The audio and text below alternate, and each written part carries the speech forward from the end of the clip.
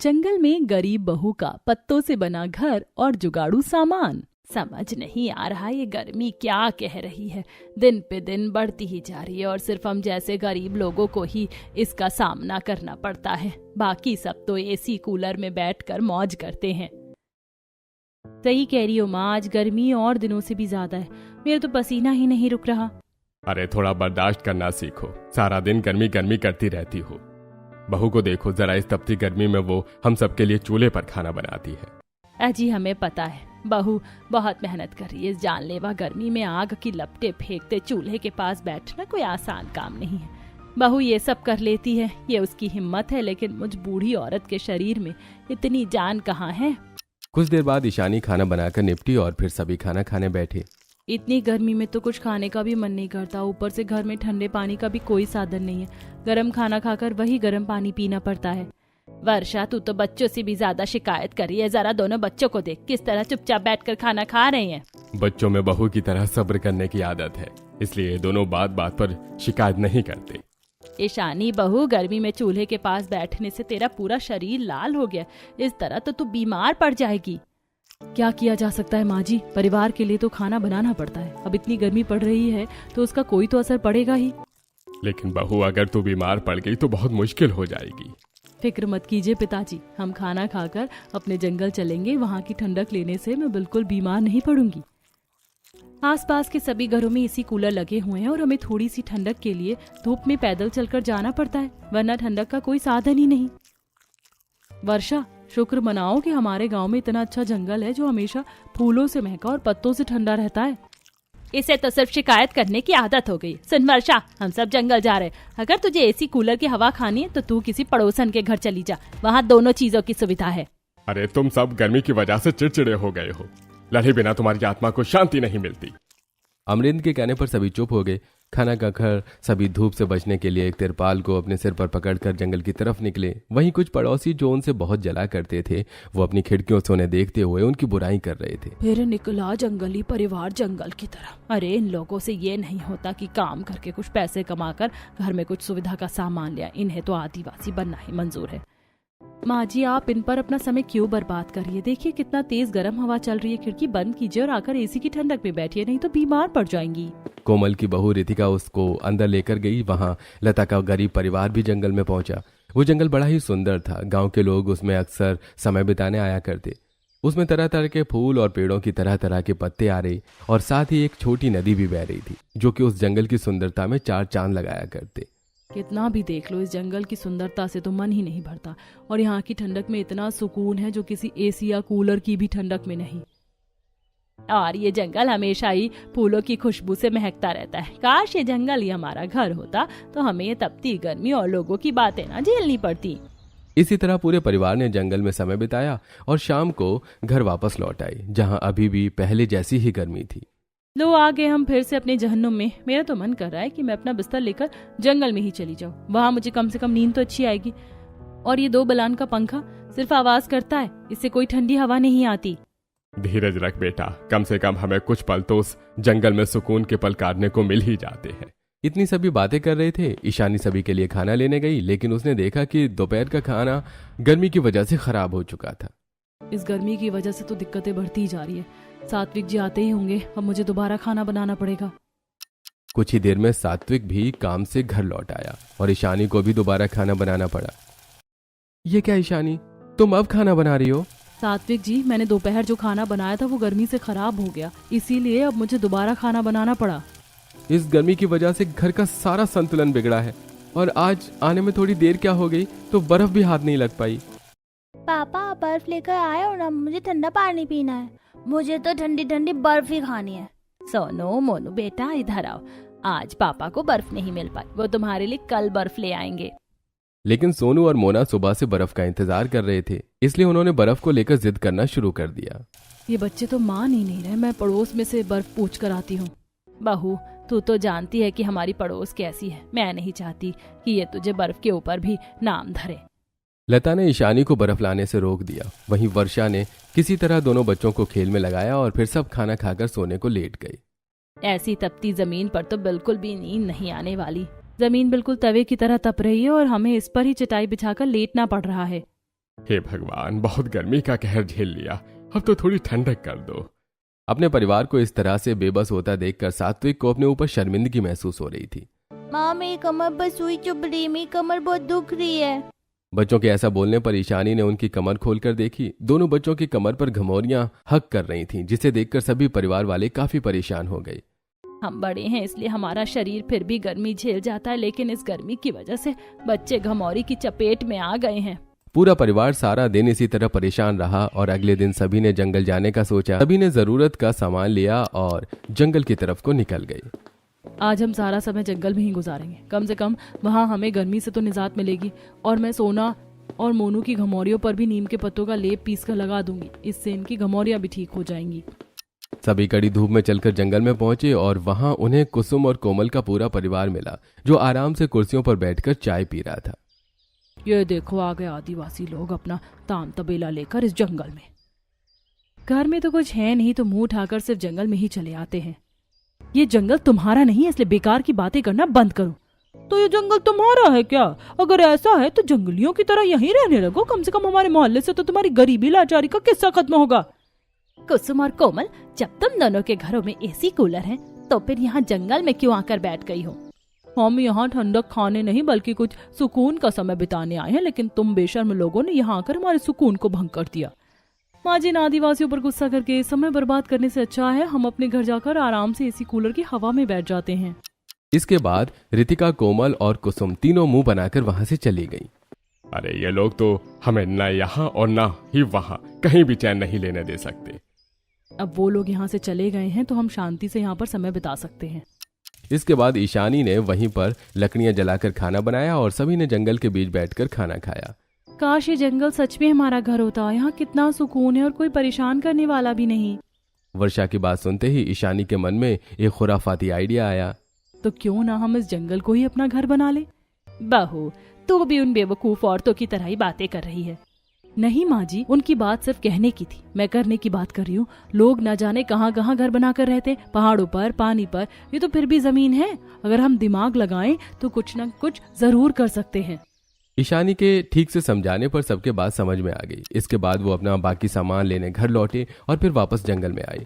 ईशानी ने बिना देरी किए लकड़ियां काटनी शुरू की। वहीं सात्विक जब शाम को घर लौटा तो ताला लगा देखकर चौंक गया, लेकिन उसने देखा कि दरवाजे पर एक नोट लिखा हुआ था, जिसे पढ़कर वो समझ गया कि उसे कहाँ जाना है।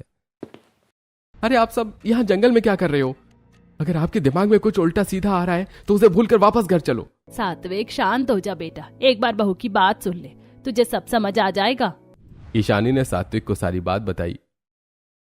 ईशानी, तुम पागल हो गई हो क्या? ये असलियत है, कोई कहानी नहीं। जैसे तुम सोच रही हो वैसा करना बिल्कुल भी मुमकिन नहीं है। हम यहाँ नहीं रह पाएंगे। सिर्फ एक बार मेरा साथ देकर देखिए, अगर आपको फिर भी वैसा ही लगे तो हम वापस अपने ही घर चले जाएंगे। बहुत समझाने बुझाने के बाद सात्विक ईशानी के साथ जंगल में घर बनाने को मान गया, लेकिन वो अभी भी इस सब से राजी नहीं था। धीरे धीरे पूरे परिवार ने मिलकर अपना घर बनाना शुरू किया, जिसके लिए उन्हें बहुत सारी लकड़ियां काटनी पड़ी और इसी तरह उन्हें घर बनाते बनाते एक हफ्ता हो गया। एक हफ्ते में उनकी एक लकड़ी की झोपड़ी बनकर तैयार हो गई। हम इसमें गर्मियां तो बिता ही सकते, तुम तीनों ने मिलकर काफी अच्छा काम किया है। अब पूरा परिवार इस लकड़ी की झोपड़ी में अपनी गर्मियों का समय सुकून से काट रहा था। अब पूरा परिवार उस लकड़ी की झोपड़ी में अपनी गर्मियों का सुकून से समय काट रहा था। अरे यहाँ बिल्कुल भी गर्मी नहीं लगती। इस छोटी सी लकड़ी की झोपड़ी में हमारे उस घर से कई गुना ज्यादा सुकून है। पूरा परिवार आंगन में बैठकर ऐसी ही बातें कर रहा था कि तभी वहां फिर से कुसुम और कोमल का परिवार आ गया। अरे अरे देखो, हमने इन्हें आदिवासी क्या बोल दिया, इन्होंने तो सच में जंगल में ही रहना शुरू कर दिया। तभी तो मैं सोचूं कि उस चिलकुट से मकान में इतने दिनों से ताला क्यों लटका हुआ है। अरे क्या चिलकुट सा मकान? ये मकान कौन सा? बहुत अच्छा, वैसे इन लोगों को काफी सूट करता है ना, यहीं रहना चाहिए। इतना कहकर वो लोग वहां से चले गए। वर्षा ने कुछ बोलने की भी कोशिश की, लेकिन ईशानी ने उसे रोक दिया। हम किसी और तरीके से इन्हें जवाब देंगे। लेकिन कैसे भाभी? इस पर ईशानी ने वर्षा को अपना नया आइडिया सुनाया और अब सात्विक, वर्षा और ईशानी ने उस आइडिया के मुताबिक मिलकर पूरी मेहनत से काम किया। हमें इस झोपड़ी को सिर्फ समय बिताने लायक नहीं बल्कि रहने लायक घर बनाना है। तीनों ने मिलकर और लकड़ियों को काटा और फिर दूसरी मंजिल बनाने की तैयारी की। वहीं उन्होंने उसमें एक छोटी सी खिड़की और बालकनी भी बनाई। सात्विक ने घर के आगे लकड़ी का एक लॉन भी बनाया। भाभी, ये थोड़ा खाली खाली नहीं लग रहा? हमारे पास इतना कम सामान है और हमने लकड़ी का इतना बड़ा घर बना लिया। असली काम अभी बाकी है। इतना कहकर ईशानी ने पेड़ों से तरह तरह के पत्ते तोड़कर उनसे घर सजाना शुरू किया।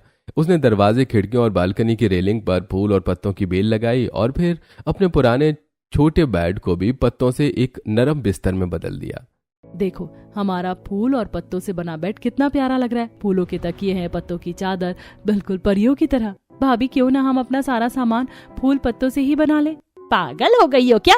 हम सिर्फ गर्मियां ही तो गुजारने आए हैं यहाँ पर। मौसम बदलती सारी मेहनत पर पानी फिर जाएगा। कोई बात नहीं माँ जी, हम इसे जितना अच्छा बना सकते हैं हम अपनी पूरी कोशिश करेंगे और हम हर गर्मी यहाँ आकर बिताया करेंगे।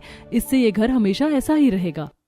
इस पर लता भी राजी हो गई। अब वर्षा और ईशानी ने मिट्टी के बर्तन बनाए जिन पर उन्होंने फूल और पत्तों से डिजाइनिंग की। साथ ही लकड़ी से अलमारी, कुर्सी, काउंटर और भी कई चीजें बनाकर तैयार की जिनको भी उन्होंने पत्तों और फूलों से सजाया। ईशानी ने लकड़ी के बने लॉन में फूलों से सजाया सोफा और टेबल रखा। वहीं चारों तरफ लॉन की लकड़ी की रेलिंग, बाउंड्री पर भी फूल पत्तों का डिजाइन दिया। अरे इतनी मेहनत मत कर बहू, कुछ ही दिन में ये सब खराब हो जाएगा और हमें इसे छोड़कर जाना पड़ेगा। पिताजी, खराब होंगे तो सिर्फ फूल और पत्ते, लकड़ी नहीं। और मैंने किसी भी फूल की बेल को जड़ से नहीं निकाला, इसीलिए इतनी जल्दी खराब नहीं होंगे। समझ लीजिए कि हमारे घर के पास हमने बगीचा बना लिया है। इसी तरह काफी दिन बीत गए। घर सोच से भी ज्यादा सुंदर लग रहा था। वहां ईशानी ने सात्विक की मदद लेकर जमीन में एक गड्ढा किया जिसमें भी उन्होंने लकड़ी लगाई और फिर उसको खुदाई करके नदी से जोड़ दिया, जिससे वो एक छोटा सा स्विमिंग पूल बनकर तैयार हो गया। ईशानी, आखिर क्या जरूरत है ये सब करने की? हम यहाँ इस सब के बिना भी तो सुकून से गर्मियां बिता सकते थे ना। तुम तो सारा समय यही सब करने में बर्बाद कर रही हो। मेरे लिए भी 2 गुना काम बढ़ गया है। मुझे माफ कर दीजिए सात्विक जी, लेकिन इस सब के बिना हम यहाँ सुकून से गर्मियाँ नहीं बिता सकते, क्योंकि आपको पता है कुछ लोग यहाँ आकर हमारा जीना दुश्वार करेंगे। इसलिए उनको मुंह तोड़ जवाब देने के लिए ही मैंने ये सब किया है। बहू सही कह रही है, ये सब सजावट हम उस घर में भी कर सकते थे, लेकिन वहाँ गर्मी बहुत ज्यादा है और अभी तो गर्मी का महीना लगा ही है। हमें और कितने महीने यहाँ काटने होंगे। हमें इसे अपना एक अच्छा घर बनाकर तैयार करना चाहिए। सही कह रही हो लता, ये भी हमारा घर ही है, कोई थोड़ा समय बिताने की जगह नहीं। हम इसे घर की तरह ही रखेंगे। वो सब तो ठीक है, बस यहाँ अगर ठंडा पानी पीने को मिल जाता तो मजा ही आ जाता। उसका भी इंतजाम हो जाएगा। ईशानी ने इतना कहकर बची हुई लकड़ी से एक फ्रिज का स्ट्रक्चर बनाकर तैयार किया। सात्विक जी, बस अब मुझे इसके लिए थोड़ी सी फोम और बर्फ चाहिए होगी। ईशानी, तुम्हारा दिमाग कुछ ज्यादा ही चलने लगा है। पता नहीं तुम और क्या क्या बनाने वाली हो। तुम्हें शादी करने से अच्छा इंजीनियर बनना चाहिए था। क्यों? इंजीनियर शादीशुदा नहीं हो सकते क्या? इस पर सात्विक बिना जवाब दिए हुए मुंह फुलाकर बर्फ लेने चला गया। बहू बस भी कर, तू घर का सारा काम करती है, खाना भी बनाती है और साथ में ये सब भी कर रही है। माँ जी, जब मैं छोटी थी मैं तब इसी तरह से जुगाड़ किया करती थी। मुझे सब करना काफी अच्छा लगता है, लेकिन जब से मेरी शादी हुई है मुझे ऐसा कुछ करने का मौका ही नहीं मिला। कुछ ही देर में सात्विक फोम और बर्फ ले आया। इसके बाद ईशानी ने लकड़ी के बने फ्रिज में फोम को लगाकर उस पर बर्फ बिछाई और फिर उसके ऊपर पत्तों से बंदे बर्तनों में खाना पानी बनाकर रख दिया। अब इसमें खाना पानी भी ठंडा रहेगा। बहू, तू तो बड़ी ही जुगाड़ू हो रही है। यह फ्रिज तो हम अपने घर पे भी ले जा सकते हैं। इससे हमारा खाना भी खराब नहीं होगा और पानी भी एकदम ठंडा रहेगा। हाँ पिताजी, और अगर आपकी इजाजत हो तो मैं इस पंखे का भी कुछ कर दूं। अरे नहीं, फिर एक और जुगाड़। अरे तो इसमें परेशानी ही क्या है? जरा देखो तो सही, बहू के जुगाड़ों से हमें कितना फायदा हुआ है। इसी तरह ईशानी ने एक लकड़ी का कूलर बनाया जिसके 3 हिस्सों पर उसने घास पत्ते लगाए और उसके बाद उसने अपनी बैटरी वाले छोटे पंखे को खोलकर कूलर में फिट कर दिया। इससे अब एक कूलर भी बनकर तैयार हो गया। तुमने इसमें घास तो लगा दिया, लेकिन इसमें पानी कैसे चलेगा?